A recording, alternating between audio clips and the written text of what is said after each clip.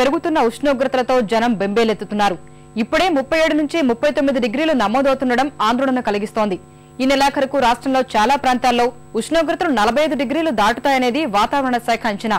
విద్యుత్ సంక్షోభం, అడుగంటిన భూగర్భ జలాల నేపథ్యంలో ఈ వేసవి ప్రజల్ని భయపెడుతోంది.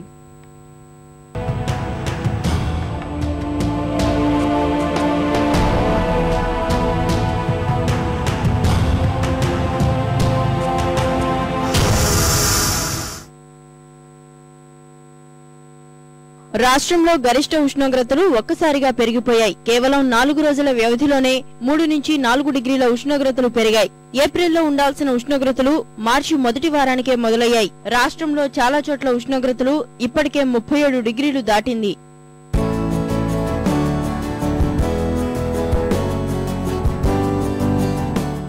హన్మకొండ, మహబూబ్ నగర్, నిజామాబాద్, కర్నూల్, నంద్యాల వంటి ప్రాంతాల్లో 37 నుంచి 38 వరకు ఉష్ణోగ్రతలు నమోదయ్యాయి. ఈసారి వేసవి కష్టాలు కాస్త ఎక్కువగానే ఉండొచ్చంటున్న వాతావరణ శాఖ అధికారులు సూర్యతాపం ఈ నెల చివరికల్లా 48 డిగ్రీలకు చేరవచ్చని అంచనా వేస్తున్నారు.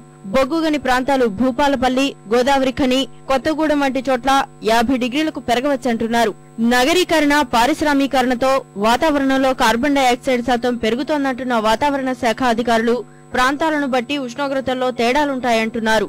పగటి ఉష్ణోగ్రతకి పెరుగుదల ట్రెండ్ ఉంటుంది. గ్రాడ్యువల్గా మనం చూస్తే మార్చి ఎండింగ్ నాటికి 41-42 డిగ్రీల సెంటీగ్రేడ్ దాదాపు రాష్ట్రంలో చాలా ప్రాంతాల్లో నమోదయ్యే అవకాశం ఉంది. ఈ టెంపరేచర్లన్నీ నేల స్వభావం మీద, అంటే కాంక్రీటు లేదా తారు ఇలాంటి ప్రదేశాల్లో బాగా వేడి సూర్యరశ్మి గ్రహించి దానికి అనుకున్న ఎయిర్ కూడా బాగా వేడి.